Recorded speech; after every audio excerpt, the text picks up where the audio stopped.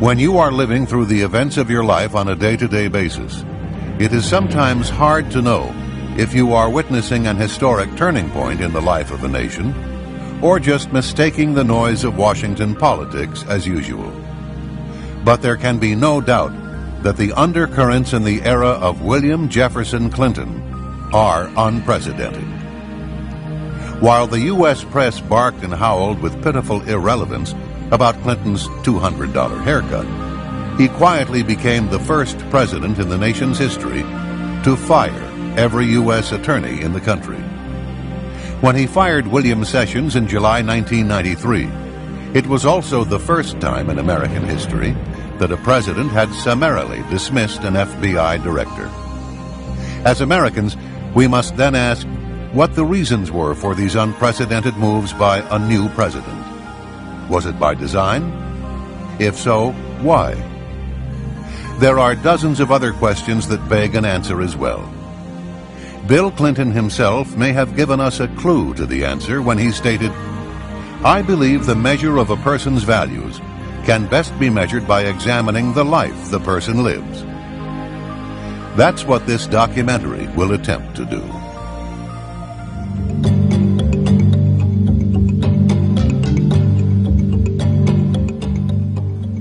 During the 1960s, students were protesting the Vietnam War on college campuses throughout the nation. It was no different at the University of Arkansas. Here on the university campus, Clinton would climb into a tree where he would place a mattress and spend days on end to declare his own protest against the war. People in Fayetteville still recall walking a block out of their way just to avoid the strong stench that came from the ground below Clinton. The fire department showed up on at least one occasion to wash the ground below the tree and even gave young Clinton unwanted free showers with their hoses. A photo of Clinton in the tree made the school newspaper, but all known copies of that particular edition have since been confiscated or destroyed.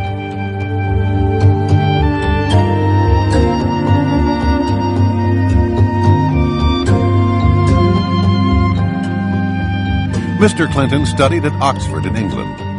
Most of his professors there described themselves as Marxist-Leninists or socialists.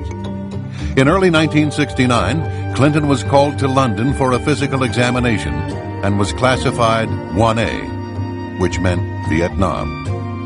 Upon his return to Arkansas, Clinton drove to Fayetteville to the home of Colonel Eugene Holmes, commander of the Army ROTC unit at the University of Arkansas, where he begged to join the program. Clinton signed a letter of intent and gave a pledge to enter the University Law School. In the fall, he returned to Oxford, where he would help organize demonstrations against the United States outside the American embassy. On December 2, 1969, in violation of his promise to enroll in the ROTC program, he applied to Yale Law School. On December 3rd, he wrote a letter to Colonel Holmes stating, quote, "Because of my opposition to the draft and the war, I have great sympathy with those who are not willing to fight, kill, and maybe die for their country," unquote. Mr. Clinton was described as a moocher and with no apparent income. Yet he left England for a 40-day trip to Scandinavia, the Soviet Union, and Czechoslovakia. Clinton stayed at one of Moscow's most exclusive hotels, the National. Clinton went on to Prague, where he stayed with Oxford friend John Kopold's parents, who were leaders in the Communist Party. The grandfather was a founder of the Czech Communist Party and a member of the party's Central Committee. In fact, Communist Czechoslovakia had been a training area for international terrorists. Shortly after Clinton's return to America, his friend Jan Kopold died mysteriously when he fell from the upper floors of a derelict building in circumstances that were unclear. Another close Clinton friend and a fellow draft dodger at Oxford was Frank Aller. When he returned to Spokane, Washington, he was found shot to death in September 1971. His death was ruled a suicide.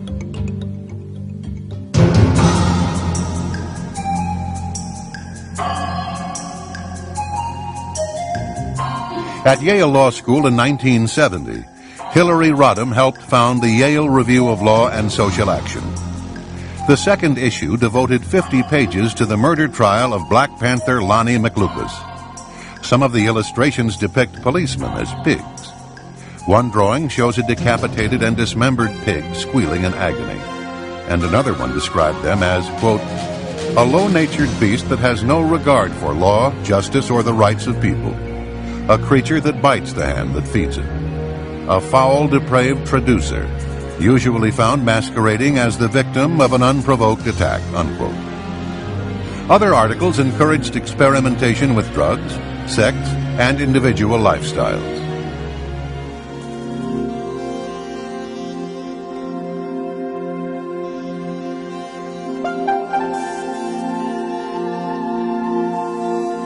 In Bill Clinton's Arkansas, some 2 million people remained among the poorest in the nation. Their average yearly income was less than the $20,000 annual fees at the Little Rock Country Club. Arkansas families earning less than $9,000 a year paid nearly 4 times more state tax proportionately than families making in excess of $600,000. Arkansas remained almost last in the United States in per capita expenditure for education, in the percentage of its students completing high school, and the proportion of its citizens with college degrees. Nowhere in America is the range so great as in Arkansas, wrote the Arkansas Times in 1992, from the multi-billionaire status of the Walmart Waltons to the abject poverty of the Delta region, where Lee County is listed as one of the 10 poorest counties in the entire nation. Infant mortality there is twice the national average, and 2/3 of all children never graduate from high school.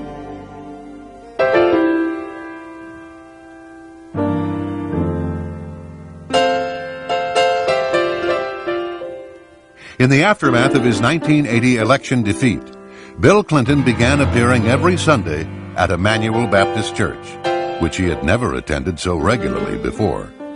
He was now seen prominently in the choir, as carefully arranged television cameras carried the service to thousands of viewers throughout the state. A convicted drug dealer and informant named Charlene Wilson testified to a 1990 federal grand jury in Arkansas that she had attended parties in which she watched as Roger Clinton passed cocaine to his brother Bill. On one occasion, Clinton got so high on cocaine that he fell into a garbage can. She also testified that the people would share sex partners, and some of the women included teenage girls. In 1983-84, local narcotics officers videotaped Bill Clinton's brother Roger, saying, quote, "Got to get some for my brother. He's got a nose like a vacuum cleaner," unquote. Throughout the 1980s, the Clintons would enjoy relative impunity from the scrutiny of investigative journalism. The rare independent journalist was soon made an example. Publisher Gene Wergis tried to expose ballot box stuffing and other corruption through the 1960s and 1970s, and was lucky to survive nearly a dozen attempts on his life. He was indicted 7 times on trumped-up charges, ranging from slander to conspiracy, and was once sentenced to 3 years at hard labor, only to be saved when the main prosecution witness was proven to have lied. In 1978, in Clinton's first run for governor, a retired Air Force lieutenant colonel named Bill Guerin accused Clinton of being a draft dodger by reneging on his 1969 ROTC commitment. Clinton, thinking his letter to Colonel Holmes had long since been destroyed, insisted that the ROTC agreement was canceled shortly after it was made. He said he told Colonel Holmes that he would enter the ROTC program if the commander wanted him to, but he preferred to take his chances with the draft. However, the colonel would tell a different story. In September 1992, Colonel Eugene Holmes, himself a lifelong Democrat, made a final statement on the episode and presented Clinton's letter to the press. He stated that Clinton, quote, "purposely deceived me, using the possibility of joining the ROTC as a ploy, purposely defrauding the military, both in concealing his anti-military activities overseas and his counterfeit intentions for later military service, unquote. It was in this setting that Bill Clinton entered state politics in 1975. When he left in 1991, he had been governor for 12 years. What he had done in and for Arkansas, he claimed, qualified him to govern the nation.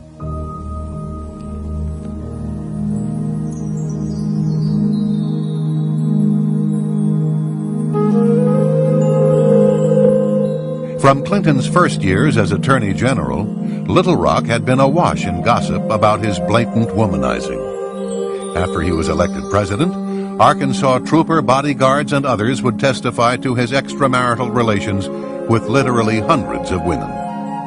State Trooper L.D. Brown stated that on state time and using state cars, he drove the governor to over 100 extramarital affairs and guarded him during those encounters.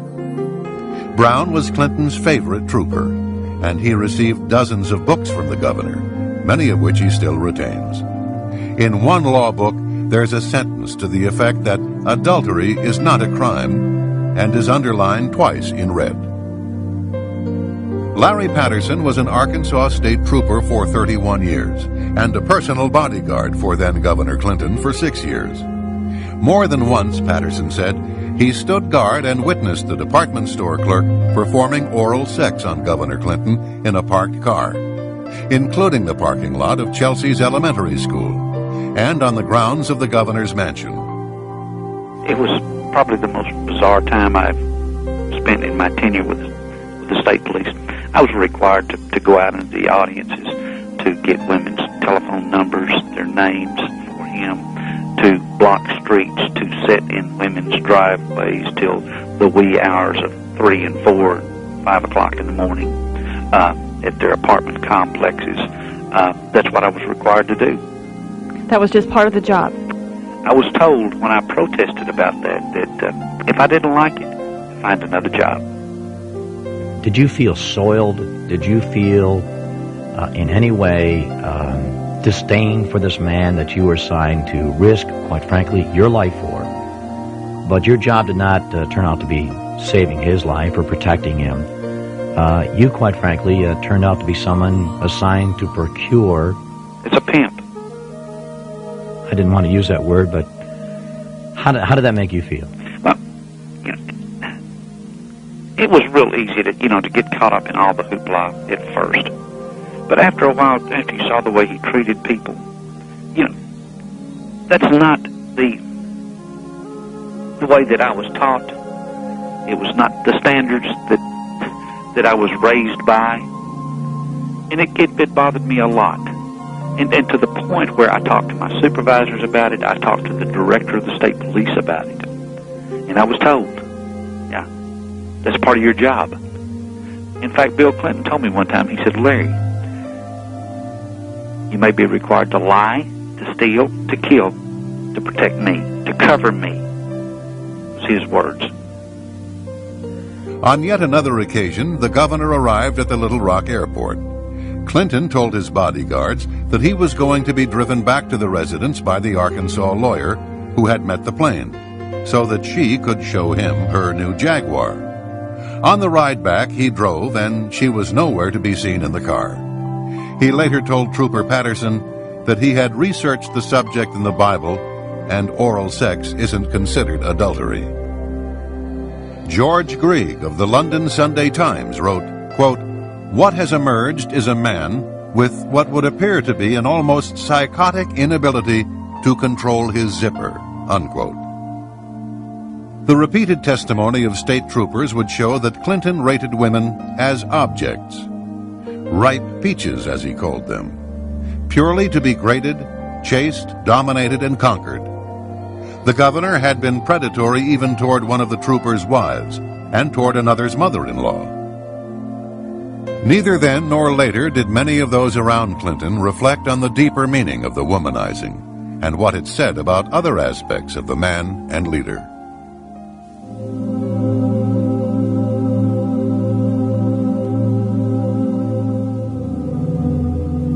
No fewer than 4 Arkansas state troopers, including 2 past presidents of the Arkansas State Troopers Association, have now provided detailed accounts of attempts to silence them because of their knowledge about Clinton's affairs with unmerited career promotions and job offers. Federal jobs was offered by Bill Clinton when Roger Perry and Danny Ferguson and Ronnie Anderson and I first came forward. If we would keep quiet, not say anything, that we could have U.S. Marshals jobs, that we could have FEMA directors jobs, if we would just keep our mouths shut. As Bill Clinton's presidential campaign got underway, some of the troopers were considering coming forward. The commander of Clinton's security detail then threatened Roger Perry and other troopers on behalf of the President of the United States. He said the troopers' reputations would be destroyed and that they themselves would be destroyed. Larry Patterson even received a handwritten note expressing concern about his health. Larry, did you fear Bill Clinton? Personally, no, I did not. After I got to know the man, if it came to a confrontation between a policeman and Bill Clinton would always back down. No, I was not physically afraid of Bill Clinton. I was afraid of his power. Larry, were you afraid of Bill Clinton's friends? You betcha. You betcha. He had some people that was quite scary, yes.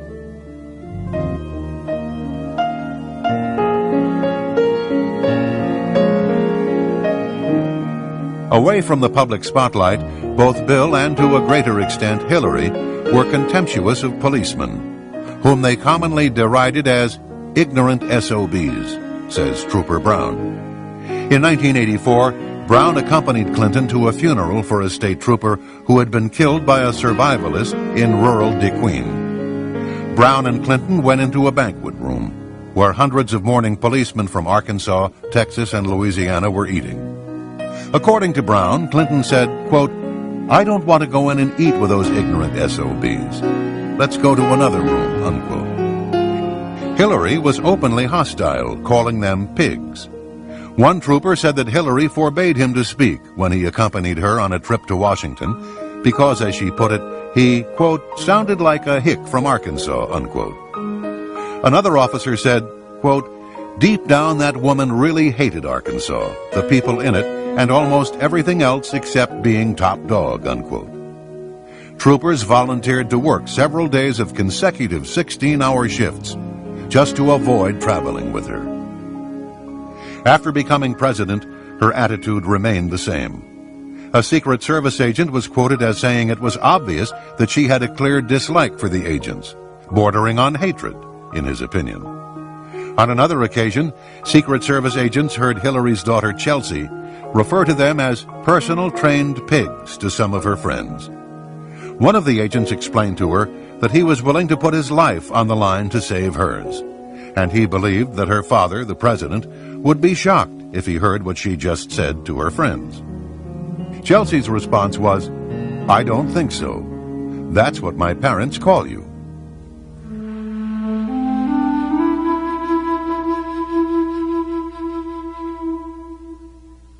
As soon as Clinton was elected governor, he and Hillary formed a partnership with Jim and Susan McDougal in the Whitewater land deal.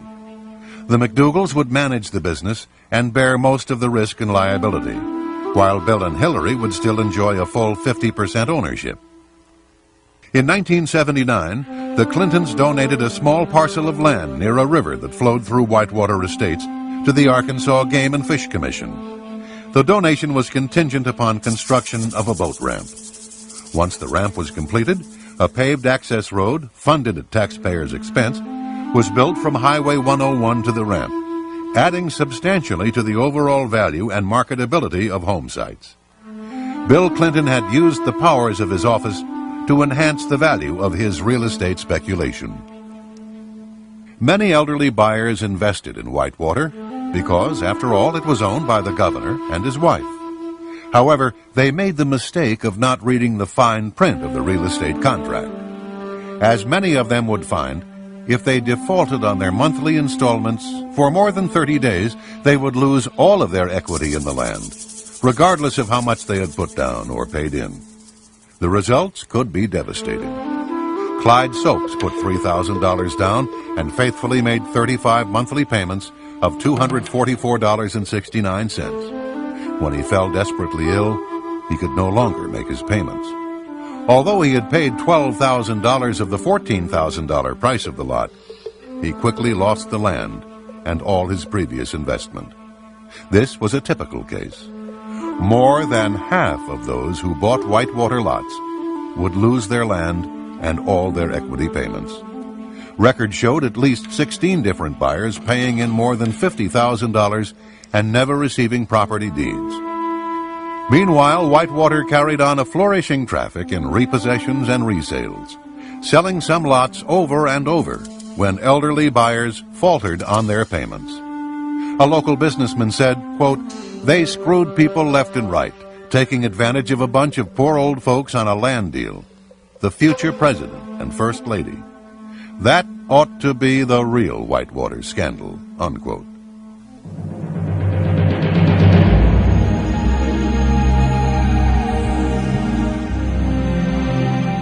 Real estate development was not the Clintons' only good fortune.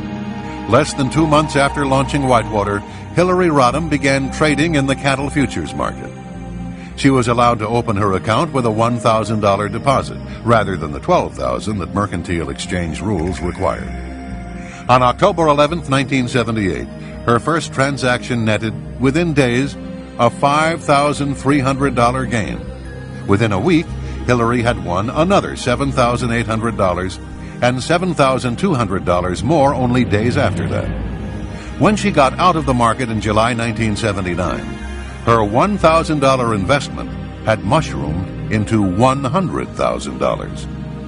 Her 10,000% return on her investment was more than 5 times the rate of profit made by investors that had bought when she did and sold at the peak of the market during the same period.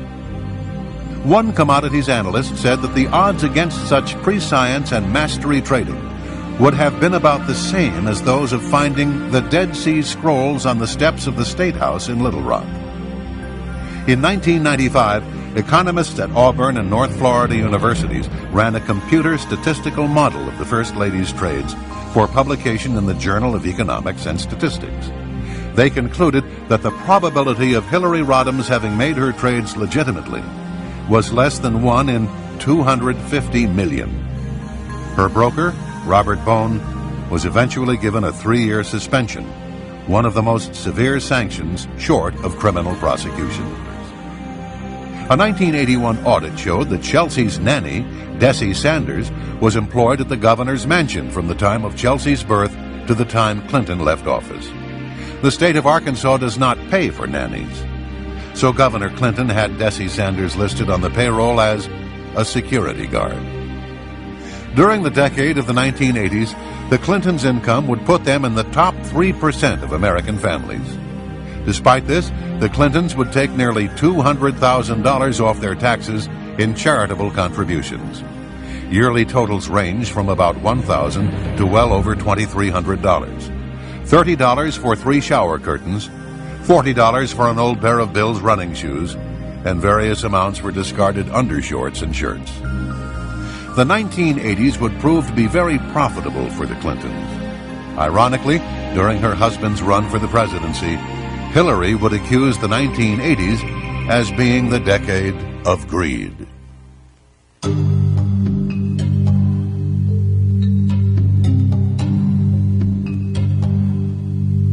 The Arkansas Development Finance Authority, or ADFA, was set up by Governor Clinton to ease financing for low-income housing and small businesses.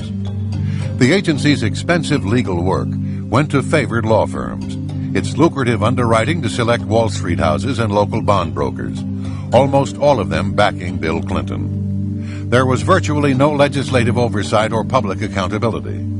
Governor Clinton himself appointed the ADFA board and personally approved every bond issue and major transaction from 1985 through 1992. In 1985 alone, ADFA issued bonds for more than $700 million. His 1990 campaign received over $400,000 in contributions from those benefiting directly from the publicly guaranteed bonds. In the late 1980s, a nursing home chain called Beverly Enterprises was in financial trouble. A Texas banker and Hillary's employer, the Rose Law Firm, formed a nonprofit corporation to buy the nursing homes. They would make millions in profits while being financed by tax-exempt state bonds. In September 1989, they were about to carry off a deal in Arkansas for the purchase of 32 nursing homes with $83 million in state bonds. At the last moment, the deal collapsed when Attorney General Steve Clark claimed he had been offered $100,000 in campaign money as a bribe to drop his opposition to the Beverly bonds.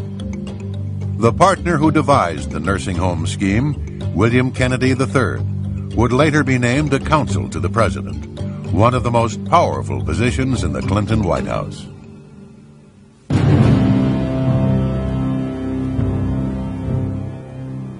Dan Lasater was an Arkansas bond dealer and a close friend, as well as a major contributor to then Governor Clinton. Clinton awarded Lasater a $30 million bond to install a new police radio system for the Arkansas State Police. During this very period, Lasater was under investigation by the Arkansas police for cocaine trafficking. Intelligence reports show that the Drug Enforcement Agency had opened a file on Lasater in 1983. The Attorney General's office in Santa Fe, New Mexico, investigated Lasater for narcotics trafficking, with possible ties to organized crime. A federal grand jury indicted Dan Lasater and accused him of conspiring with Bill Clinton's brother Roger Clinton and others to knowingly and willfully possess with the intent to distribute cocaine. In the end, Lasater was offered a plea agreement and was charged with conspiracy to distribute cocaine. He was paroled after 1 year, most of it spent in a halfway house.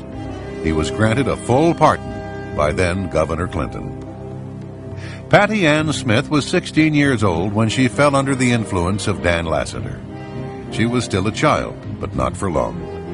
In the offices of the U.S. Attorney in Little Rock, she stated, quote, "I was a virgin until 2 months after I met Dan Lasater. I finally gave in and slept with him. I was introduced to cocaine use by Dan Lasater when I was 16 years old and a student at North Little Rock High School. Dan Lasater planned on using me as a prostitute to entertain his friends," unquote. At the time, Lasater was 40, more than twice her age. She was told by one of Lasater's cohorts that, quote, "If I ever betray his trust and hurt Lasater in any way, I would not see daylight to tell about it anymore," unquote. She said she met Bill Clinton several times, but he was never acting like a governor when I saw him. She claims to have witnessed Governor Clinton taking cocaine on several occasions. In an interview with U.S. attorneys, a 33-year-old Little Rock woman stated that she had been started on cocaine by an associate of Lasater's. He warned her that she was as good as dead if she ever told anything about him or Lasater. As a circuit court clerk, Dennis Patrick's income was less than $25,000. Dan Lasater's brokerage company would secretly run over $100 million through Dennis's account. When the FBI found out, they informed Dennis that he would be an important witness in their investigation of Whitewater. The ATF soon learned that Dennis's life was in danger and informed him that a contract was out on his life. It was then that he began wearing a bulletproof vest. After 2 attempts on his life, the police arrested a man who admitted that he had been contracted for $20,000 to kill Dennis Patrick and his wife. Patsy Thomason was given power of attorney to manage Lasater's business empire while he was in prison. An employee at Lasater's firm told Dennis that Thomason was in charge and that she could put an end to his nightmare. But the nightmare continued, and Dennis was stripped of his life, his name, his integrity, everything he had. He eventually fled the state for his safety as well as that of his family. Patsy Thomason was clearly a favorite of Bill Clinton. He appointed her executive secretary of the Arkansas Democratic Party, which helped build the foundations for his presidential bid. After the 1992 elections, she was given one of the most powerful positions in Washington, Director of the White House Office of Administration. In this position, Thomason failed to provide proper security clearances for over 100 White House staff members, many of whom were alleged drug users.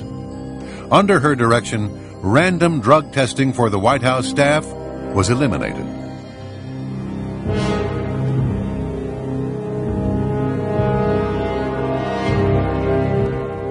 Poultry tycoon Don Tyson heavily financed Bill Clinton's election campaigns throughout his career.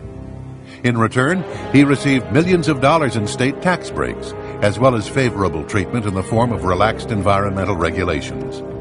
Under Clinton, the chicken industry effectively made its own rules in Arkansas. Hillary's amazing $100,000 profit from an initial $1,000 investment was made possible through the influence of Tyson Foods counselor James Blair. After this incident, the relationship between the Clintons and Tyson Foods president Don Tyson came under examination. The resulting revelations were shocking indeed, as evidenced by the following documents from the U.S. Drug Enforcement Agency, which linked Don Tyson to drug trafficking. One file cited an informant who said Tyson was involved in drug traffic and stolen property. Another stated that Tyson's company aircraft was being utilized to smuggle drugs from Florida to Springdale, Arkansas. A memorandum on July 19, 1988, is centered on Don Tyson's illegal use and distribution of cocaine. It calls for a combined investigation team of FBI, DEA, IRS, and the state police. There were documents that referred to alleged hitmen employed by Tyson to kill drug dealers who owed him money. In one of them, an informer stated that Daddy Don, Donald Tyson, can put out the word to take care of you.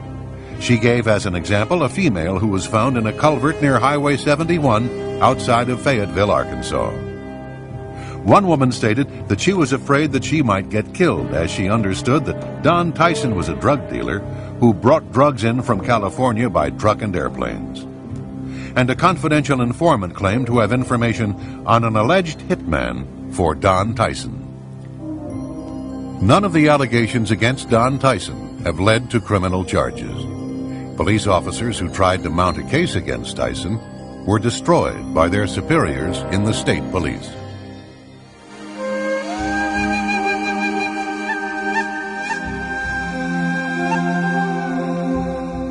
Mena, Arkansas is tucked away in the remote Ouachita Mountains of western Arkansas. It became the site of one of the most enduring conspiracy theories of the late 20th century. The core allegation is that the airport was used to transport weapons to the Nicaraguan Contras, with collusion and cover-up implicating Governor Bill Clinton. It was a multi-billion-dollar gun-running, drug smuggling, and money laundering operation. Barry Seal was a legend in the cocaine trade. His drug runs were flown in from Latin America, loads averaging 300 pounds of cocaine and worth at least tens of millions of dollars, and parachuted onto remote sites in Arkansas. By the sheer magnitude of the drugs and money its flights generated, tiny Mena, Arkansas became, in the 1980s, one of the world centers of the narcotics trade, and the base of what many believed was the single largest cocaine smuggling operation in U.S. history. Larry Douglas Brown was Bill Clinton's favorite among the troopers assigned as his personal bodyguards.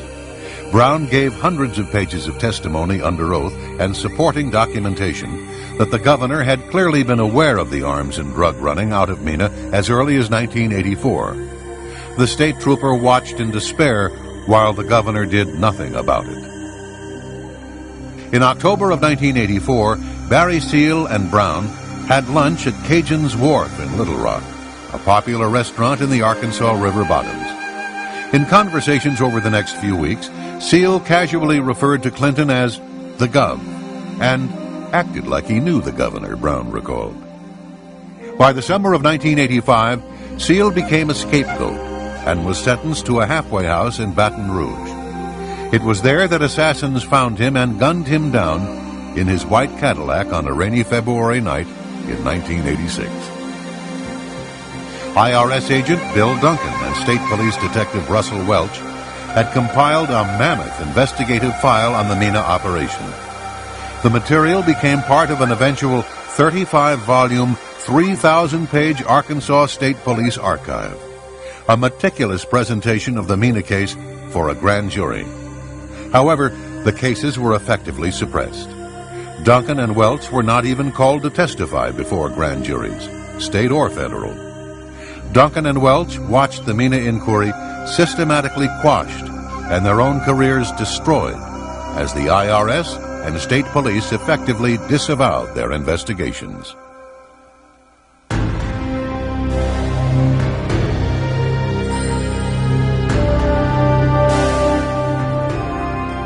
On the night of August 23, 1987, just outside the little town of Alexander, Arkansas, Kevin Ives, 17, and Don Henry, 16, witnessed a cocaine drop, which was part of the drug smuggling operation in Mena, Arkansas. The boys were captured and their hands were tied behind their backs. They were kicked and beaten and finally executed. One of the boys was stabbed to death. The bodies were wrapped in a tarpaulin and placed across the railway tracks to be mangled by the next train. The Arkansas medical examiner, Fahmy Malek, ruled the deaths an accident. He said the boys had smoked marijuana joints and had fallen into a trance on the railway tracks side by side. As the facts would later show, the crime lab never tested the concentration of marijuana in their blood. They were told to back Malek's ruling. Bill Clinton was the only person to whom the crime lab answered. Kevin Ives' mother, Linda, created such a stir that a grand jury was called to investigate the case. The bodies were exhumed, and a second autopsy was conducted by the Atlanta medical examiner, Dr. Joseph Burton. He showed an enhanced photograph of the wound to 6 other forensic investigators. They all concurred that it was a stab wound. He also found that Kevin Ives had been smashed in the head with a rifle butt. The report of the grand jury concluded that the deaths of Don Henry and Kevin Ives were definitely the result of foul play. It urged that law enforcement agencies, the prosecuting attorney's office, to continue the investigation into the deaths of Don Henry and Kevin Ives and into the drug problem in Saline County.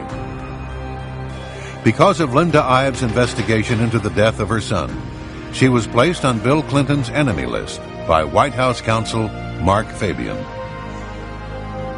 Already, people associated with the case were beginning to die in what amounted to a reign of terror among young people in Alexander, Arkansas.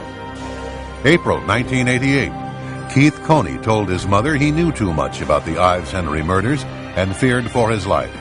After being slashed in the neck, he was fleeing for his life on his motorcycle when he slammed into the back of a truck and was killed. Booney Bearden, a friend of the boys, disappeared. His body was never found. November 1988, Keith McCaskill claimed to have knowledge of the Ives-Henry murders, but was killed before he could testify. McCaskill, knowing that his life was in danger, had said goodbye to his friends and family. He died from 113 stab wounds. January 1989, Gregory Collins claimed to have knowledge of the Ives-Henry murders, but was killed before he could testify. Collins was found dead from a shotgun blast to the face. April 1989, Jeff Rhodes claimed to have knowledge of the Ives-Henry murders, but was killed before he could testify. His body was found in the city dump, dead of a gunshot wound to the head. July 1989, Richard Winters claimed to have knowledge of the Ives-Henry murders, but was killed before he could testify. Winters was silenced by a blast from a sawed-off shotgun. June 1990, Jordan Kettleson claimed to have information on the Ives-Henry murders, but was killed before he could testify. He died from a shotgun blast to the head. To date, no arrests have been made in regard to these murders. Arkansas's medical examiner ruled the death of 2 teenage boys an accident, while several forensic investigators and a grand jury concluded they were murdered. But this was not the first nor the last time that Fahmy Malek's rulings would cause controversy. In 1985, a North Arkansas man was fatally shot, and Fahmy Malek ruled it a suicide. There were 4 gunshot wounds to the chest. In a 1986 case, Malek's ruling was accidental drowning. It was later discovered that the victim had been shot in the head. In 1992, a man's body was found with 5 bullet wounds, but Malek nevertheless ruled it a suicide. In his most incredible ruling, Malek concluded that a James Milam had died of an ulcer. However, the man's skull was later recovered. He had been decapitated with a sharp knife. That Malek survived in Arkansas is a testament to Clinton's power. Just before Clinton announced his intentions to run for president, Malek was moved to another state job.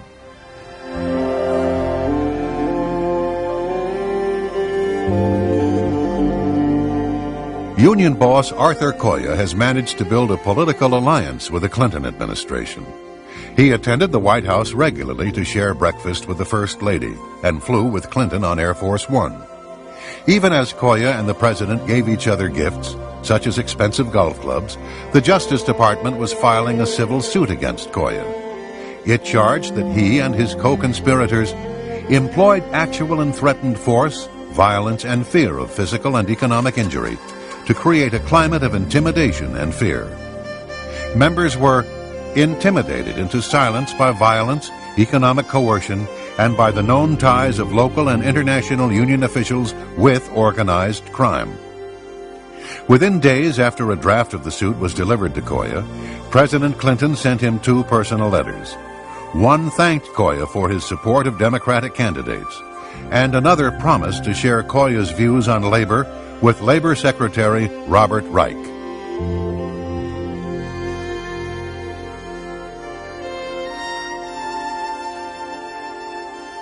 Mr. Free, over 65 people have invoked the Fifth Amendment or fled the country in the course of the committee's investigation.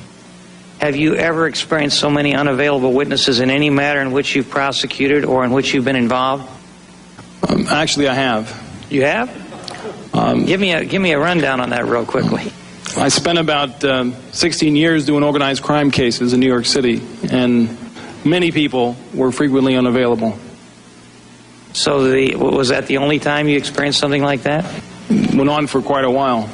So the only time that you experienced anything like this was when you were investigating an organized crime syndicate?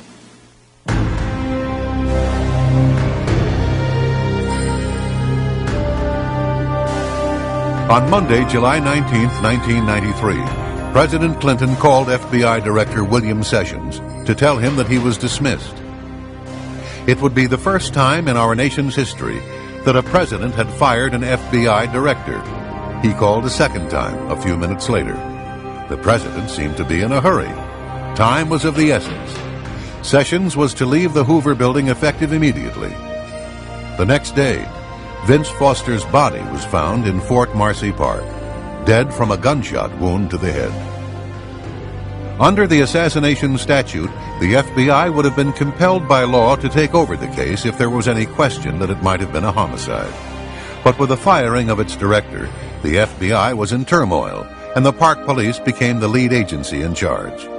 The Park Service had neither the depth nor the experience to investigate a case of this magnitude, which led many to ponder the question, was it the intention of the White House to limit the scope of the investigation? Vince Foster had been a close friend of Bill Clinton's in their boyhood town of Hope, Arkansas. As Deputy White House Counsel for the Clinton administration, Foster became the highest-ranking U.S. government official to die under mysterious circumstances since President John F. Kennedy. He, more than anyone else, knew the financial secrets of both the campaign of 1992 and the Clinton presidency, just as he knew the secrets of the Rose Law Firm and of Hillary Rodham Clinton's business and financial dealings over the previous decade, dealings that would become the subject of numerous investigations.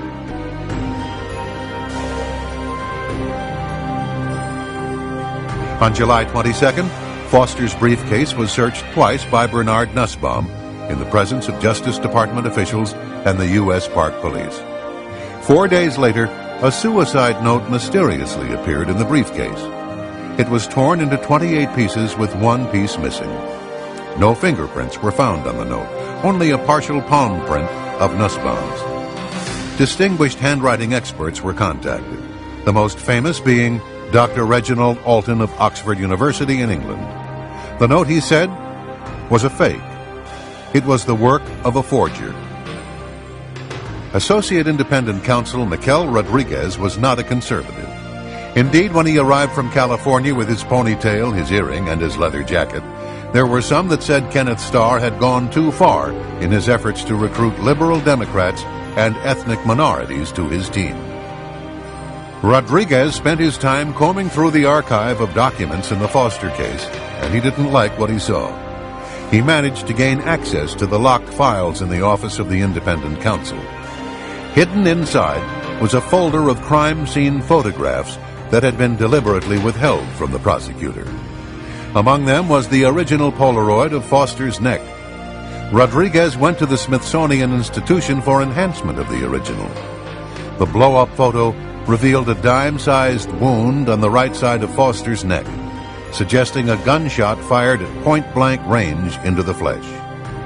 The medical examiner at the scene was Dr. Hout. After examining Foster's body, he made reference to a wound on Foster's neck on page 2 of his report. This finding was in agreement with 2 of the rescue workers who testified before the Whitewater grand jury that they too saw a gunshot wound on Foster's neck. Incredibly, in the official autopsy report on Vincent Foster, a gunshot wound to the head is listed, but the wound on the neck is completely left out.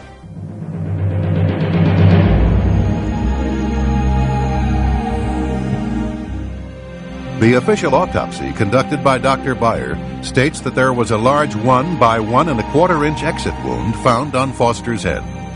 Both Fisk and Starr in their final reports similarly maintain that there was an exit wound on Foster's head. However, this is in direct conflict with those who examined the body at the scene. A .38 special will take the back of your head off, blood and brain matter everywhere, yet no skull fragments or brain matter were found by the FBI or Park Police. 2 days after Vincent Foster's body was discovered in Fort Marcy Park, an FBI memo was sent to then Acting Director Floyd Clark. It says in part, quote, "Preliminary results of the autopsy include the finding that a .38 caliber revolver constructed from 2 different weapons was fired into the victim's mouth with no exit wound," unquote. This was in agreement with Detective John Rolla, who examined Foster's body at the scene. He agreed that there was no exit wound, and in fact stated that he thought the bullet might still be lodged in Foster's head. Paramedics Corey Ashford and Roger Harrison put the body in a bag for transport to the morgue, yet neither of them saw an exit wound or any blood, either on the body or on the ground beneath the body. This was in agreement with Dr. Hout, who examined the body at the scene and wrote in his report that the wound was mouth to neck. Paramedic Todd Hall was one of the first to arrive. He testified before the grand jury that he saw 2 men running away from the scene into the woods.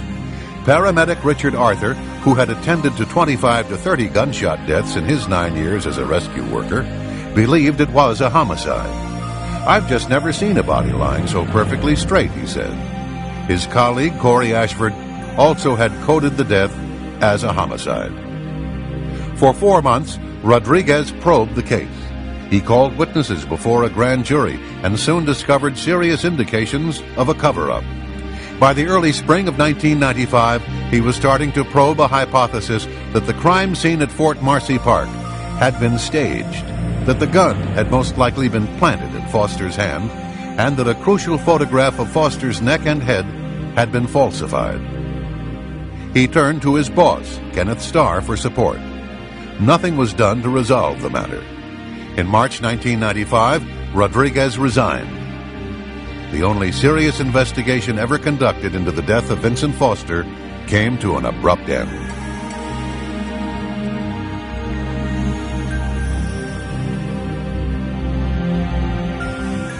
The confidential witness had stopped at Fort Marcy Park and had ventured about 700 feet into the wooded groves where he spotted a body lying in the dense foliage. He looked as if he'd been dead for a long time. "I mean hours," he said. The bed of dried leaves below the body had been very heavily trampled, and his hands were neatly next to his body with the palms up. He said under oath to a congressional delegation that he saw no weapon, no gun. There was nothing in Foster's hands.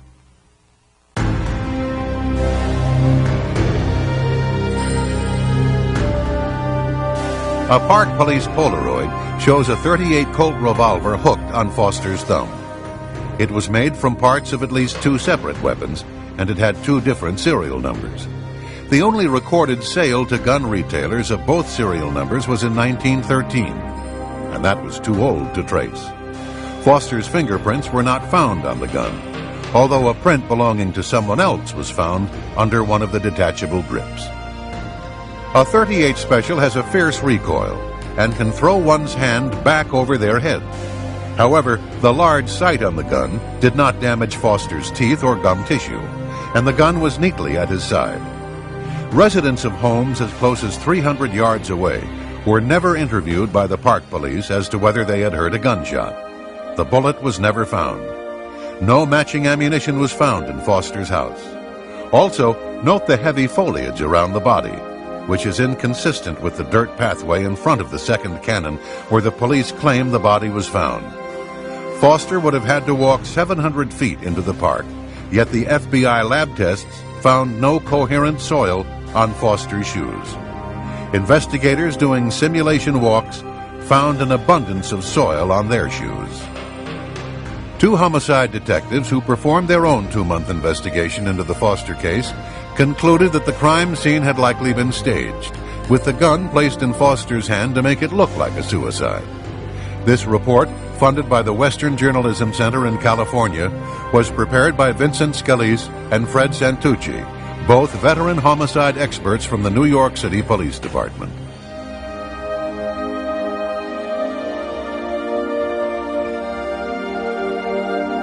Two witnesses, Mark and Judy, were interviewed by the FBI in April 1994.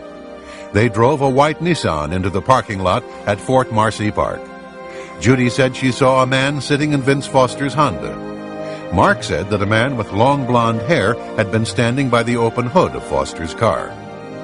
Blonde hairs were later found on Foster's undershirt, his trousers, belt, socks, and shoes.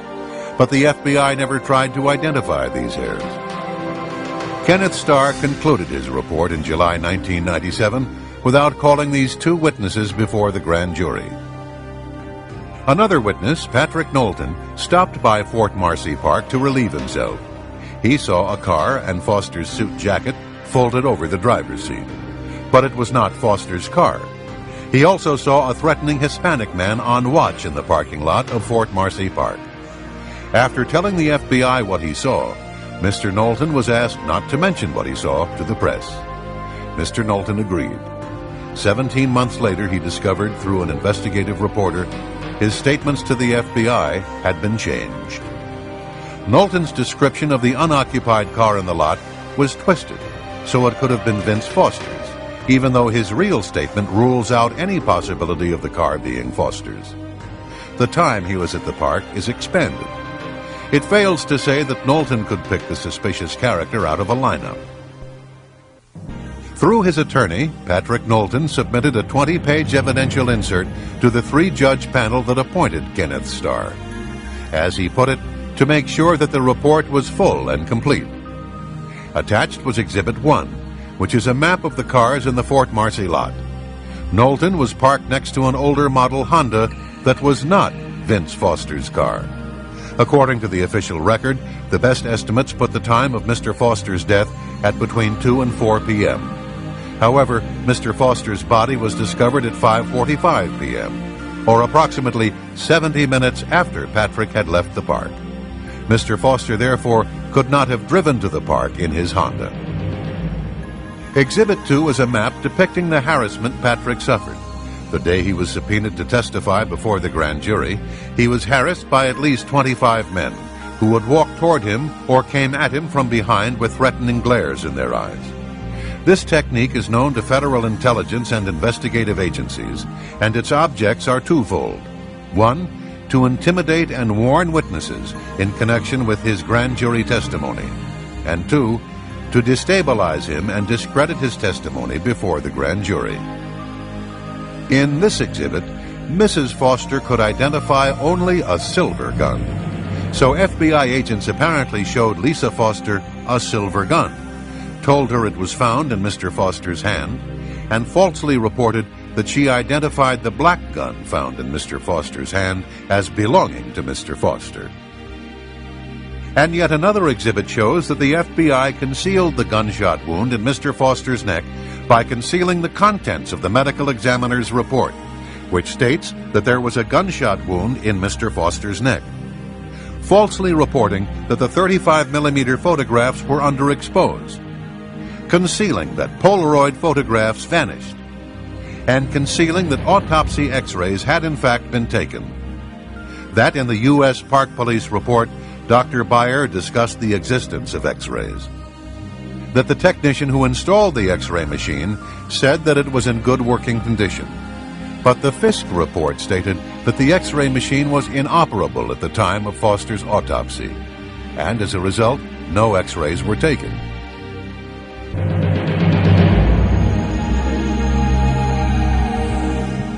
The sequence is crystal clear. In his notebook, Detective Rollo writes, "Dead body, Fort Marcy, warm sunny day." His handwritten notes also indicate that he called the Secret Service at the White House at 6:45 p.m. 20 minutes later, at 7:05 p.m., Secret Service logs show that Patsy Thomason checked into the offices of administration where Vince Foster's office was. Foster had kept important documents on Whitewater and other matters in his safe, and a short time later, a group from the Technical Security Division was logged in with her. They were experts in locks and safes. Trooper Roger Perry was on duty at the guard shack of the Arkansas Governor's Mansion when a call came through from the White House. Trooper Larry Patterson tells the story. I had just gotten off work, had driven from State Police Headquarters to my apartment complex. Arrived home no later than 5 p.m. When I was just inside my apartment. I had not taken off my uniform. I had not gotten a Coke or a glass of water or something out of the refrigerator. I was in my apartment looking at my mail, getting ready to undress. The phone rang. I pick it up. It's Roger Perry. He said, "Larry, you will not believe what just happened." He said, "Helen Dickey just called from the White House and said that Vince Foster had just gotten off work, walked out in the parking lot, and shot himself in the head." So this was the latest, 5 o'clock, 6 o'clock, Washington, D.C. time. Perry relayed the message to Governor Jim Guy Tucker. He also called Lynn Davis, the former commander of the Arkansas State Police. 4 men in Little Rock knew about the death of Vincent Foster before 6 p.m. Washington time, at least 15 minutes before the Park Police discovered the body in Fort Marcy Park. President Clinton appeared on Larry King Live at 9 p.m. It was being broadcast in the library of the White House. About 20 minutes before he went on the air, a CNN makeup artist was preparing the president for his television appearance when a man walked in and announced that a note had been found in Vince Foster's office. So the White House Secret Service, Chelsea's nanny, and 3 troopers in Arkansas had known for several hours, but Bill Clinton went on Larry King as if he knew nothing of Foster's death. At the time of Vince Foster's death, Hillary Clinton was in Los Angeles. As the LA Times reported, she cut her trip short and flew to Little Rock the day of his death. No reason was given as to the sudden change of schedule. Former FBI Director William Sessions stated that the Foster case had been compromised from the beginning. It was compromised when the White House took control of the FBI by firing Sessions the day before Foster's death.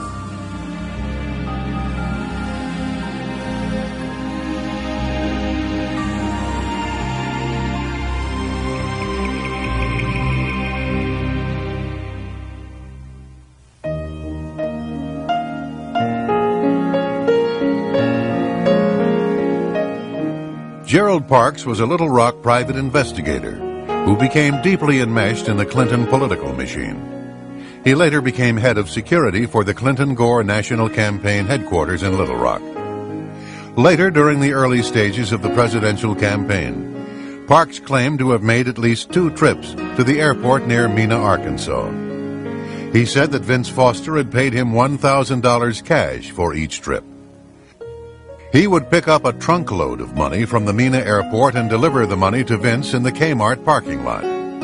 Jerry's wife, Jane, was the manager of an apartment complex where Bill Clinton's brother Roger was living. Many times the governor would appear and indulge in marijuana and cocaine with his brother. Girls as young as 17 or 18 years of age were sometimes there to party with the Clinton brothers. When Jane told her husband about the goings-on in Roger Clinton's apartment, he began to write down names, dates, and license plates. He snapped photos from another balcony. Over a period of time, Parks had collected a thick dossier on the comings and goings of Bill Clinton. Jane Parks revealed that her husband had carried out sensitive assignments for the Clinton Circle for almost a decade, and the person who gave him his instructions was Vince Foster. Foster had called the Parks home more than 100 times, identifying himself with the code name The Congressman. By the late 1980s, Vince trusted Parks enough to ask him to perform discreet surveillance on the governor. He needed it for Hillary, because she wanted to gauge exactly how vulnerable her husband would be to charges of philandering if he decided to launch a bid for the presidency. Jane claims that about a week before his death, Vince Foster telephoned her husband. Hillary was worried that there might be something in the files that could cause damage to Bill or herself. Jerry told Vince Foster that there was indeed plenty to hurt both of them. But you can't give her those files. That was the agreement. A few days later, Foster again called the Parks residence. He was calling from a payphone. He said he was going to meet Hillary at the flat, and he was going to give her the files. Parks then said, "You can't give Hillary those files. She's capable of doing anything." 2 days later, Vince Foster was dead. When he learned of Foster's death, Jerry Parks told his wife, "I'm a dead man." For the next 2 months, he was in a state of fear. He would carry a pistol to fetch the mail. On his way to the office, he would double back or take strange routes. 2 months later, on a Sunday afternoon, Jerry had dinner at El Chico Mexican restaurant.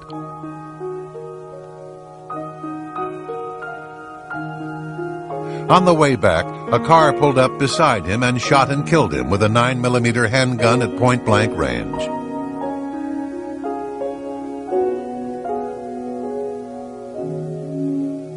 His home was broken into before he was murdered. The only thing taken from his home was the files he had on Clinton's activities.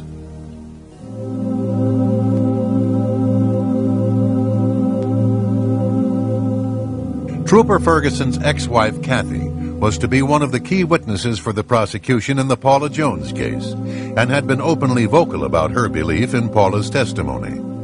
4 days after Paula Jones filed her lawsuit against Bill Clinton, Kathy Ferguson was found dead of a gunshot wound to the head. Her death was ruled a suicide. The following is an affidavit of Sherry Butler, who was one of Kathy's best friends.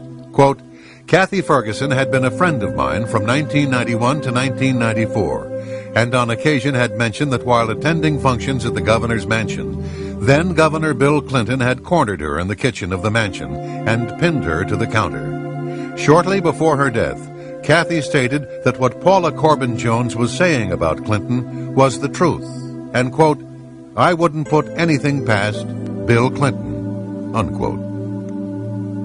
Kathy Ferguson had been a nurse, and a number of medical personnel attended her open casket funeral.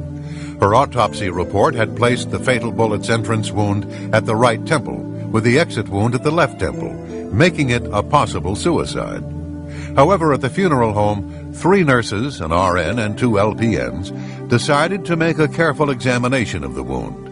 Yet none of them saw any wound at the left temple. What they did see looked to be a large, blown-out exit wound in the right temple. This puzzled them, because they knew Ferguson was right-handed. This prompted them to look for an entrance wound on the left side. One of the nurses rolled the corpse's head to the side. All three nurses were then able to see a cotton-stuffed wound behind the left ear. Several other hospital colleagues subsequently visited the funeral home and made the same observation. The following is an affidavit of Samuel Houston, M.D. I have been contacted by 6 nurses who each described the head wounds of Kathy Ferguson at the open casket funeral and described a small, clean, quarter-size hole with cotton balls stuffed within it behind her left ear and a large blown-out wound to the right temple, pulling the right eye over. None of the above nurses saw any wounds on the area of her left temple on careful examination of her head. So, according to the testimony of a doctor and 6 nurses, the bullet may have entered from behind the left ear and exited at the right temple, making Kathy Ferguson's death a possible homicide. Dr. Houston recalled his last conversation with Ferguson on the day before her death. She told him that she wished she did not know as much as she knew concerning the Arkansas State Troopers and their activities and those of Danny Ferguson. Bill Shelton was an Arkansas police officer and boyfriend of Kathy Ferguson. He had been publicly critical of the ruling that stated Kathy's death was a suicide. A month later, Shelton was also shot behind the ear, and his death was also ruled a suicide.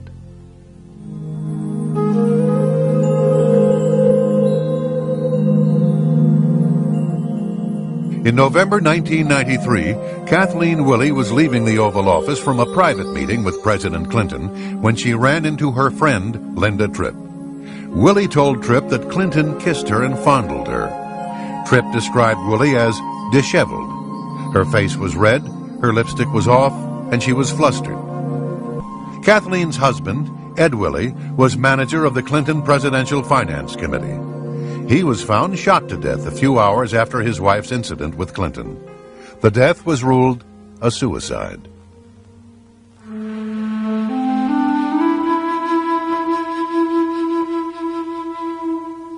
Newsweek magazine had dropped hints that a former White House staffer was about to go public with her story of sexual harassment at the White House.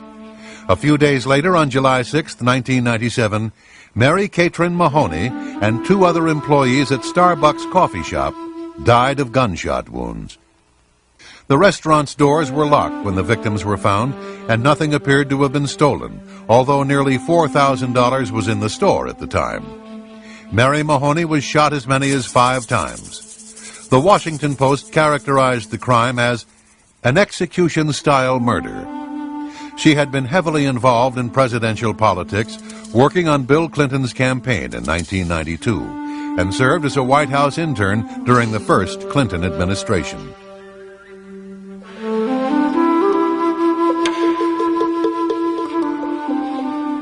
November 1997. A transmission shop owner opened the trunk of a tornado-ravaged car and found a trunkload of documents. Among them, a 1982 cashier's check for $27,000 payable to Bill Clinton. The source of the funds for the check was the McDougal Savings and Loan. The shop owner, Johnny Lawhon, was reluctant to talk about his discovery. He said, quote, "Clinton is the most powerful man in the world," unquote. Lawhon later died in an automobile accident. James McDougal had stated, quote, "Immediately concurrent with the check being found, I started getting a lot of heat. I am a prisoner of the executive branch," unquote. He was serving a 3-year sentence in the Federal Medical Center in Fort Worth, Texas, and was cooperating with the independent counsel into the investigation of the president. He was scheduled to testify before the grand jury. Against doctor's orders, McDougal was given an injection of Lasix, a diuretic. He was then put in solitary confinement, where he died of cardiac arrest.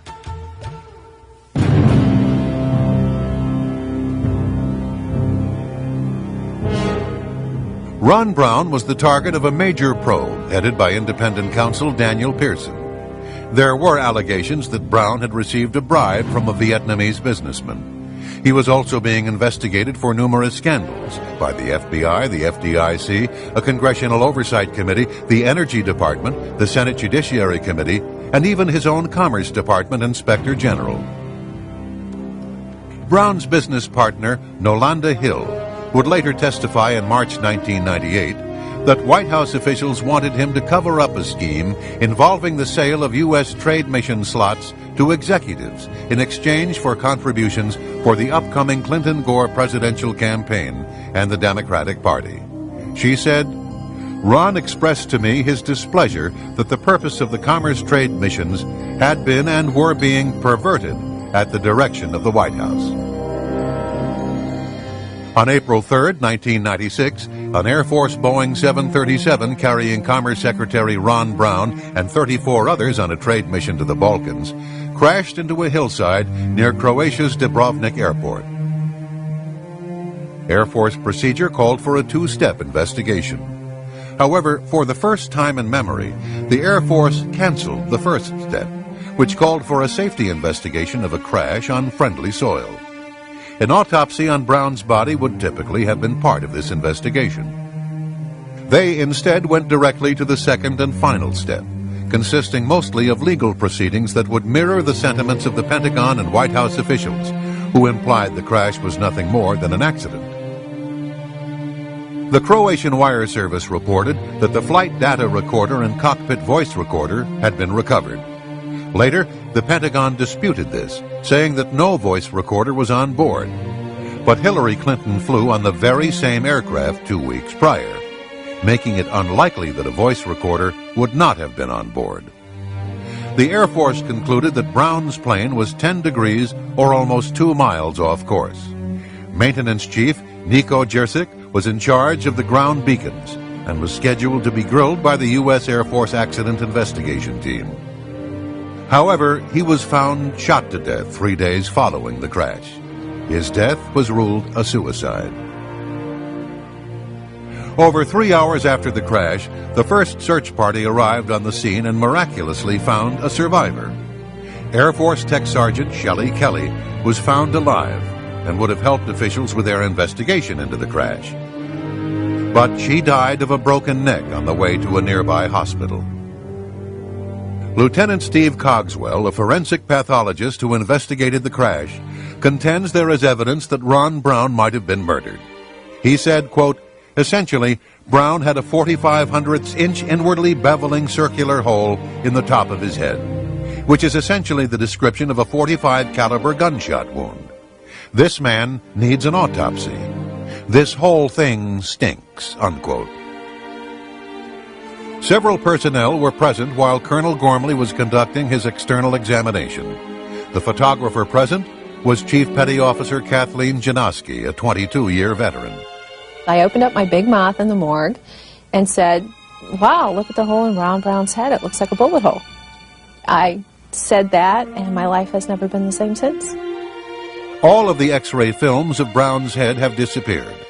There were allegedly many photos taken of Brown that were stored in a safe, but these photos, along with the negatives, have also disappeared.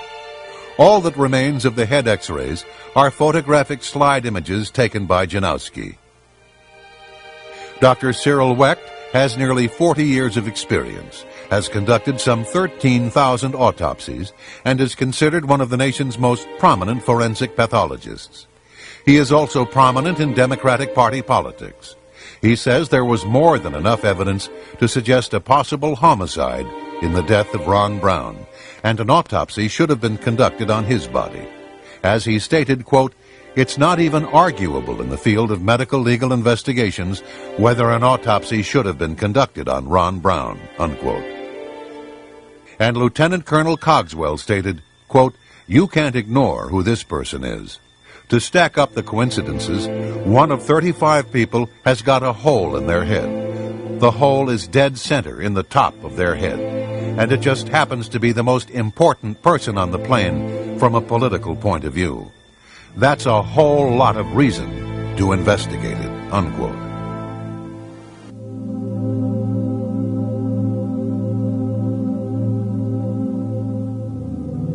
In late 1993, the White House Office of Personal Security, headed by Craig Livingstone, illegally obtained from the FBI the confidential background files on more than 900 Bush administration officials and other perceived enemies of President Clinton. At the request of Hillary Clinton, the files were to be uploaded onto White House computers so that sensitive information could be shared with the Democratic National Committee.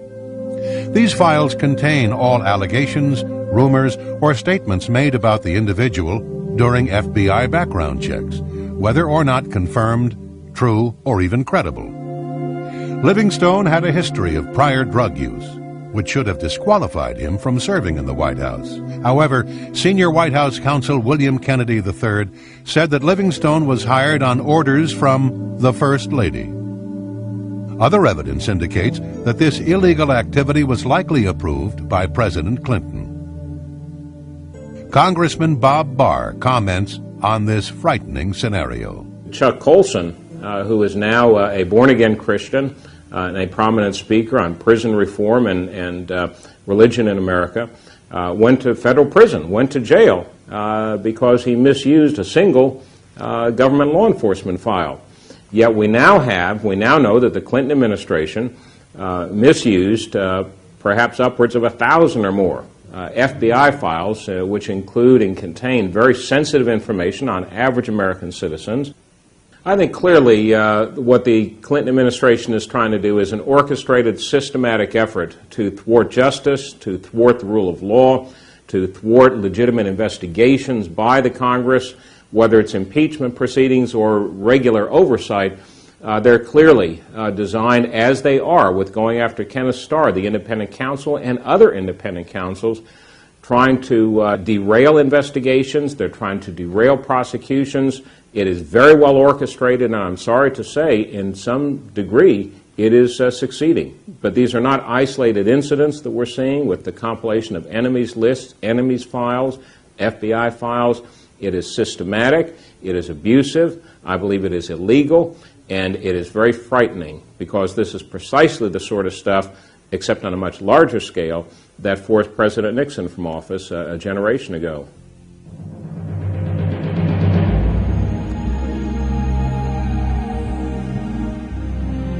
Who was the biggest contributor to the Clinton-Gore ticket in 1992? Not a corporation, not a labor union, not a Hollywood mogul, but Indonesian businessman James Riyadi, who gave $450,000 to elect Bill Clinton. The Riyadis and their executives gave an additional $600,000 to the Democratic National Committee and Democratic state parties. The Riyadis' corporate flagship is the Lippo Group, a multi-billion-dollar financial conglomerate with business ties to China's communist government.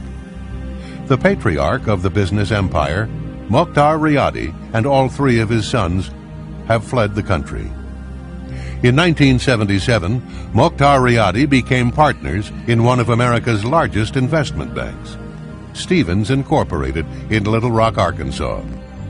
His son, James Riyadi, interned there and soon began a friendship with Arkansas Attorney General Bill Clinton.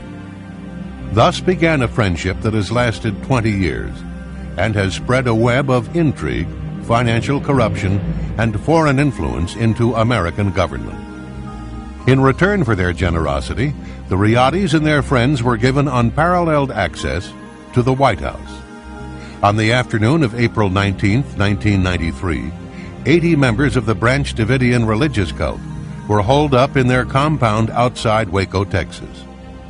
On that same day, James Riyadi, John Huang, and other Chinese officials were visiting President Clinton in the Oval Office.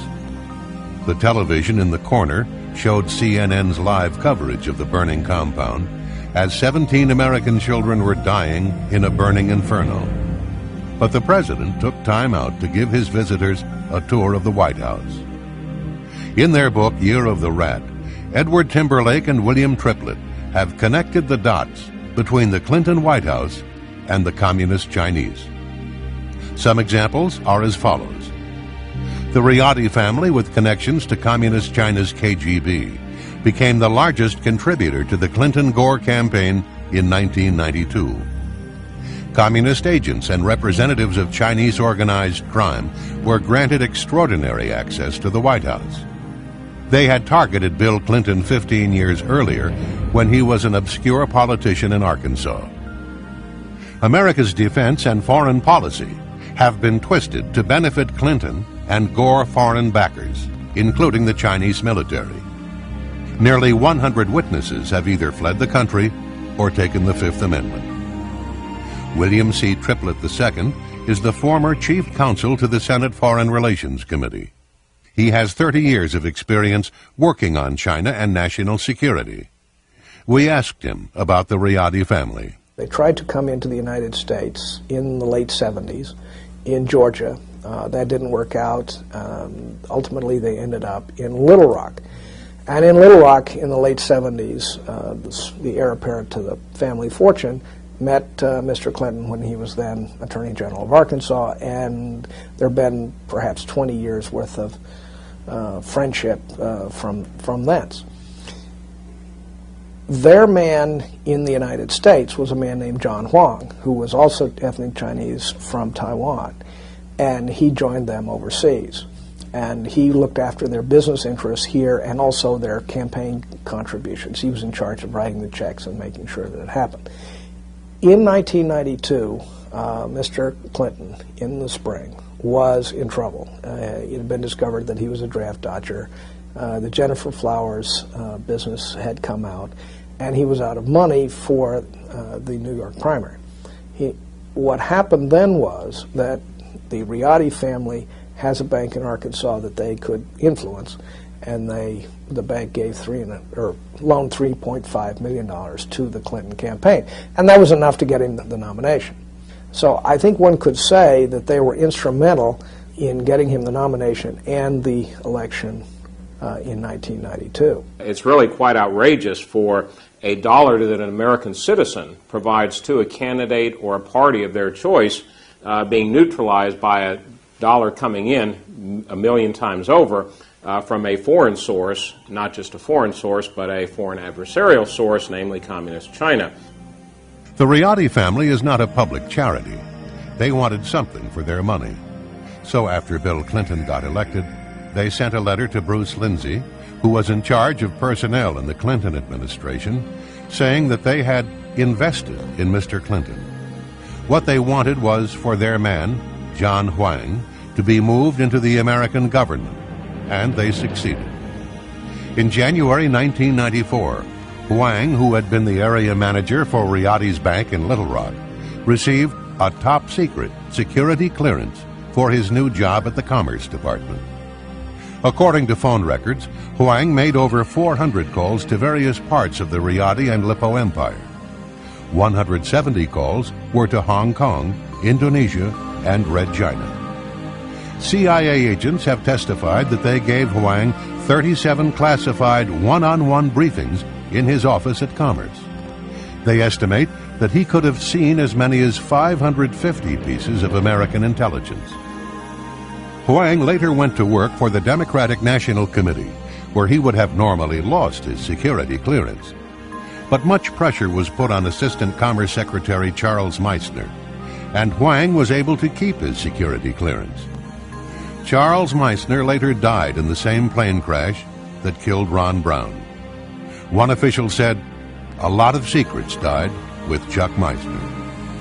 We now know that during the 1996 campaign, John Huang was actively seeking campaign funds for Bill Clinton from Asian sources, who have ties to organized criminal syndicates, narcotics trafficking, gambling, prostitution, and Communist China's intelligence services. During this same period, he had access to highly classified information. Lieutenant Colonel Liu Chaoying is the daughter of General Liu Huiqing, China's premier PLA officer and an old revolutionary communist soldier. She also studied Marxism-Leninism at the Chinese People's University in Beijing, a major training center for the future Communist Party officials. Colonel Liu is a communist. She is a high-tech spy. She was an official of 2 red Chinese companies that deal in arms trafficking. She ran at least tens of thousands, maybe hundreds of thousands of dollars through Johnny Chung into the Democratic National Committee, and she met Clinton twice at fundraisers.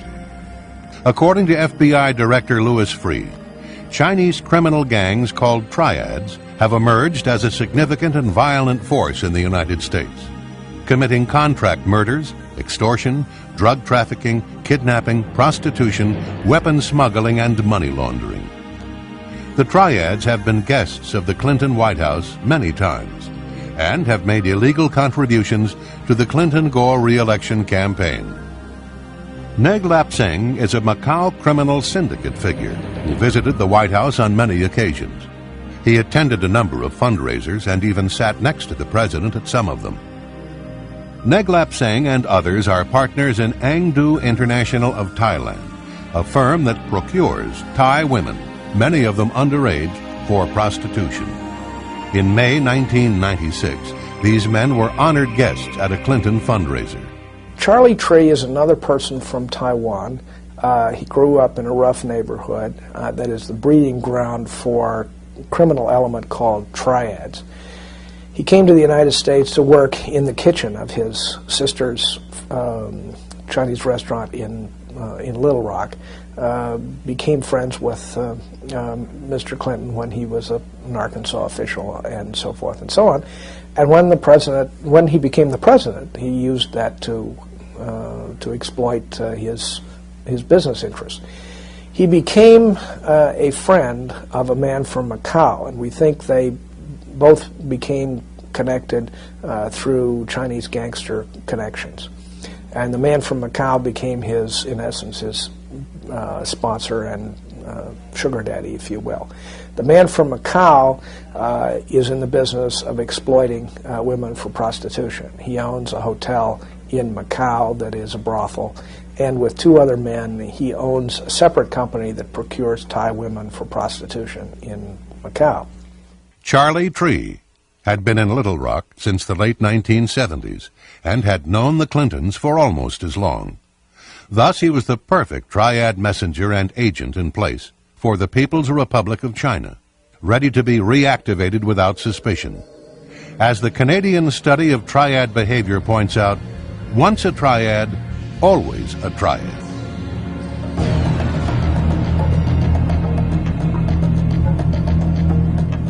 For the past 50 years, the United States has guaranteed Taiwan's independence against Communist China's threat of forcible reunification.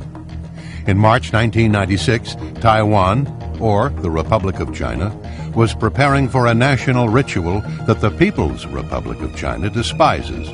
The ritual is called elections.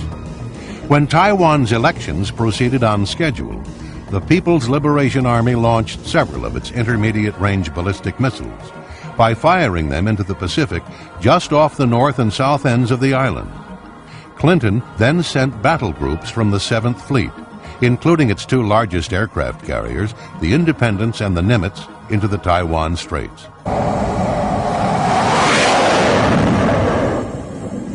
This time, Clinton did the right thing. After this incident, two things happened.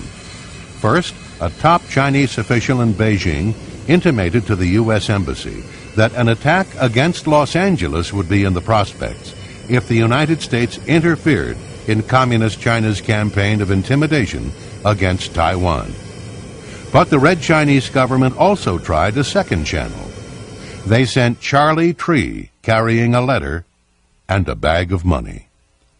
On the morning of March 21st, 1996, Tree dropped off several $100,000 to the President and the First Lady's favorite charity, the Presidential Legal Defense Trust. On the same day, Tree also delivered to the White House a letter about the situation in Taiwan. Excerpts from the letter are as follows. Once the hard parties of the Chinese military inclined to grasp U.S. involvement as foreign intervention, is U.S. ready to face such challenge? It is highly possible for China to launch real war. I hope the President will carefully consider these issues and make the decisions that are beneficial to the U.S., China, and Taiwan altogether. President Clinton's reply letter read, "The redeployment of the Independence and the Nimitz was intended as a signal to both Taiwan and the PRC that the United States was concerned about maintaining stability in the Taiwan Strait region. It was not intended as a threat to the PRC." This letter was a complete sellout of Taiwan.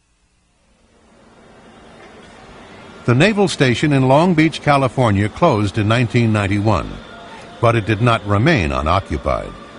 A Marine Reserve training center that had been destroyed by an earthquake was allowed space there. But Costco also wanted the naval station. So in November 1996, the White House placed a series of phone calls to Long Beach officials. The Clinton administration made it clear that leasing the port to Costco was their preference. In the end, the United States Marines lost their space, and Communist China's Costco, with the help of Bill Clinton, got what they had lobbied for. They got control of the naval station at Long Beach.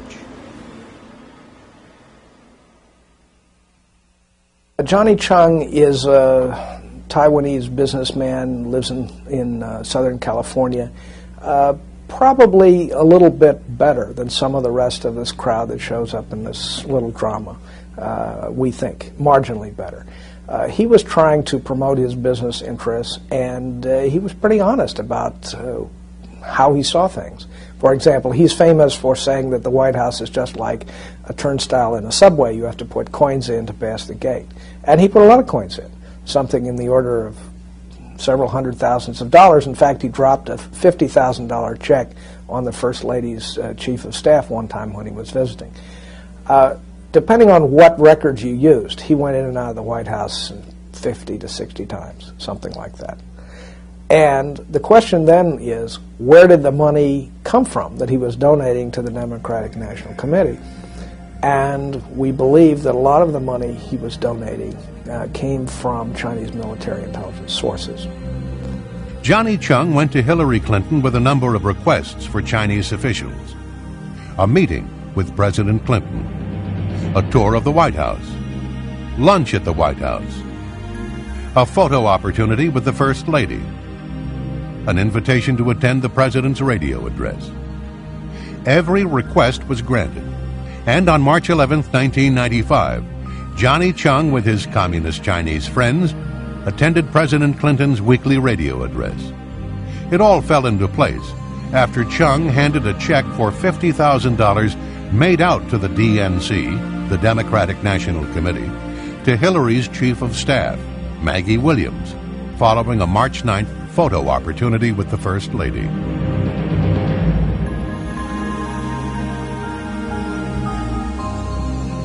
Two photographs in particular speak volumes about the deals this White House has cut. The first shows President Clinton and the First Lady with Macau criminal syndicate figure Neglep Seng. The second photo was taken at the Sai Lai Buddhist Temple and shows Vice President Gore with Ted Sioing.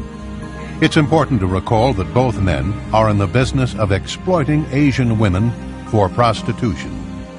Many of these women are underage and are sold into slavery by their poverty-stricken families. Often they are encouraged to develop narcotic habits in order to keep them dependent. Who would have guessed that Bill Clinton and Al Gore would literally sit down to dinner with these men in exchange for millions of dollars in illegal donations, much of the money coming from their prostitution rings? The evidence clearly establishes that important technology, missile technology, computer technology, and probably in the near future, nuclear technology, has been and will be made available to the government of Communist China.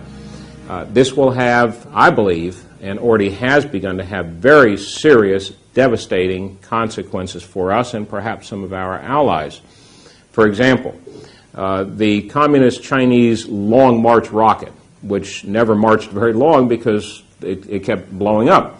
Their decoupling systems were inadequate. Their guidance systems were inadequate.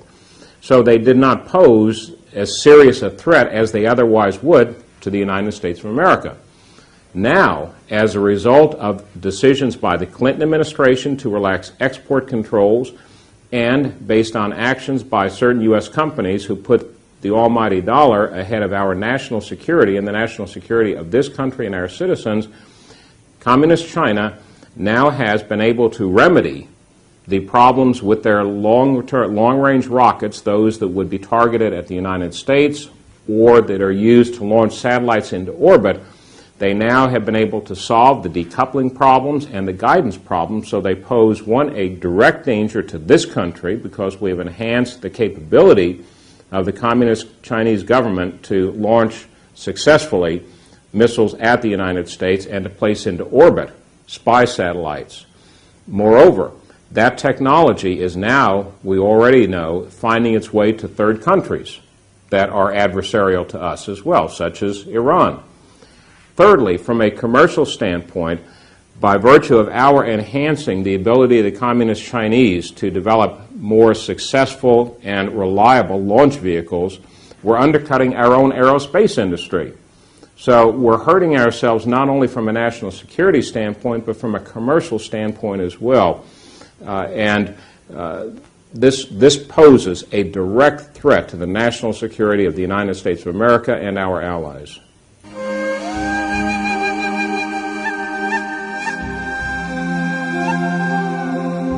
The following are a few of the many casualties of those having knowledge or involvement in one or more of the Clinton scandals. In order to save time, only a partial list is shown. July 1978, Susan Coleman allegedly became pregnant after having an affair with Clinton, a problem which threatened to disrupt Clinton's election bid. She committed suicide by shooting herself in the back of the head. August 1991. Danny Casoloro was a reporter who investigated various scandals in Arkansas, including Clinton's Arkansas Development and Finance Authority and MENA. He had warned his family that his life was in danger, and if he were found dead of an apparent accident or suicide, not to believe it. Casoloro was found dead in a bathtub in a West Virginia hotel room with his wrist slit. His death was ruled a suicide. July 1992. C. Victor Racer II was a national finance co-chairman of Clinton's presidential campaign, who died in a plane crash near Anchorage, Alaska. With his inside knowledge of the Clinton administration, he allegedly had become disillusioned by what he had seen and thus became a potential liability. His son Montgomery also died in the same crash. Herschel Friday was a member of Victor Racer's campaign finance committee. Although he was a top-notch pilot, he died a year and a half later when his plane crashed and exploded as it approached the runway. His death was ruled an accident. September 1992, Paul Tully, Democratic National Committee political director, was a friend and trusted advisor of Clinton's. He was found dead due to unknown causes in his hotel room. December 1992, Paula Gober was a speech interpreter and had traveled with Clinton extensively from 1978 until her death. She died in a car accident. December 1992, Jim Wilhite was an associate of Mac McClarty's former firm. He had called McClarty just hours before dying in a skiing accident. January 1993, Ed Cawley, a former Clinton campaign finance chairman in Arkansas, was found dead in a hotel room. May 1993, John Wilson, a Washington, D.C. city councilman, had decided to come forward with inside knowledge he possessed regarding Whitewater. Wilson was found hanged. His death was ruled a suicide. June 1993, Paul Wiltshire, a Washington, D.C. attorney, wrote a 105-page letter to Attorney General Janet Reno describing evidence he had concerning drug and gun running out of Mena, Arkansas. On the first page of his letter, he stated, quote, "The lives of key participants, other witnesses, and even myself are now in grave danger as a result of my passing this information on to you. If you let this information fall into the hands of the wrong persons, some or all of those who know the truth could well be silenced in the very near future," unquote. Wiltshire was found dead in his apartment. The coroner did not rule on the cause of death. August 1993, John Walker was a senior investigator for the Resolution Trust Corporation. He was looking for information concerning a $50 million transfer from an RTC fund in Chicago to Madison Guarantee Savings and Loan to cover up a $47 million embezzlement scheme that included Whitewater and the Clintons. Walker mysteriously fell to his death from an apartment balcony. His death was ruled a suicide. September 1993, Dr. Stanley Hurd was a longtime friend and family physician of the Clintons and was chairman of Hillary's Health Reform Committee. He was killed in a plane crash only a few days after Stephen Dixon, the attorney for the Health Reform Committee, had been killed in the crash of his own light plane. March 1994, Dr. Donald Rogers, the Clintons' dentist, was traveling to meet London Sunday Telegraph reporter Ambrose Evans Pritchard with information on the Clinton scandals. Rogers and his pilot were killed when their twin-engine Cessna crashed in clear weather near Lawton, Oklahoma. Their deaths were ruled an accident. May 1994, Gandhi Baugh, Dan Lassiter's attorney, committed suicide by jumping out of the window of a tall building. His partner committed suicide 1 month later. June 1994, Stanley Huggins was a partner in a Memphis law firm who investigated the dealings of Madison Guarantee Savings and Loan. He produced a 300-page report that has never been made public. Huggins was found dead, reportedly of viral pneumonia. July 1994, Calvin Walraven was a 24-year-old police informant. He testified for the prosecution against Kevin Elders, son of Surgeon General Jocelyn Elders, which resulted in the conviction of Mr. Elders for drug trafficking. A few days later, after the trial, Mr. Walraven was found with a gunshot wound to the head. His death was ruled a suicide. October 1994, Florence Martin was an accountant who allegedly had documents as well as the PIN number to an account that had been set up in the name of Barry Seal for $1.46 million at the Fuji Bank in the Cayman Islands. Martin was found dead of 3 gunshot wounds to the head. November 1996, Barbara Wise was a Commerce Department staffer.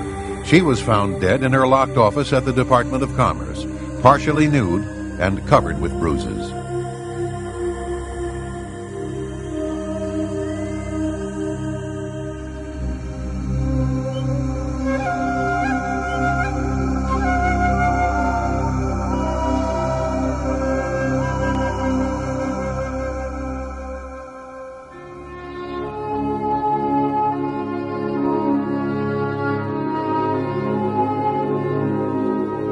In their scramble to secure and maintain power, Bill Clinton and Al Gore have left a legacy of corruption, making unscrupulous bargains for campaign cash, selling out our national security, losing our nation's technical edge, catering to red Chinese agents, arms smugglers, and gangsters, and enabling the People's Republic of China intelligence to penetrate our political and defense establishments.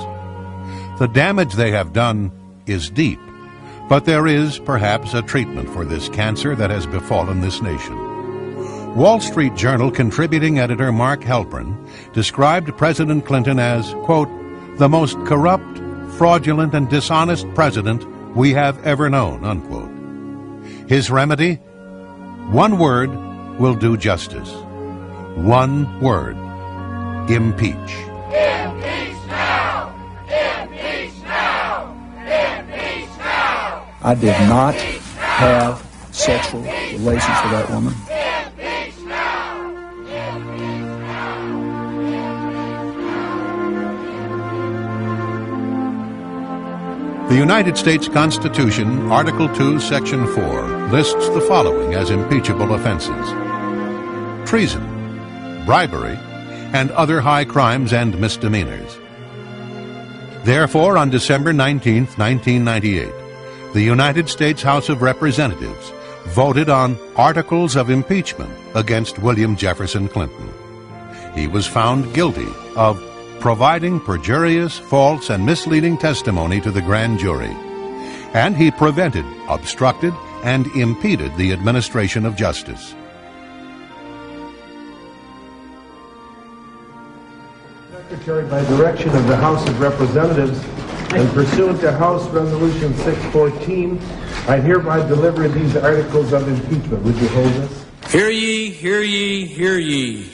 All persons are commanded to keep silent on pain of imprisonment while the House of Representatives is exhibiting to the Senate of the United States articles of impeachment against William Jefferson Clinton, President of the United States. William Jefferson Clinton, by such conduct, warrants impeachment and trial and removal from office and disqualification to hold and enjoy any office of honor, trust, or profit under the United States. Bill Clinton has become just the second president in U.S. history to be impeached. The evidence is overwhelming that Mr. Clinton has committed serious crimes against the people and government of the United States.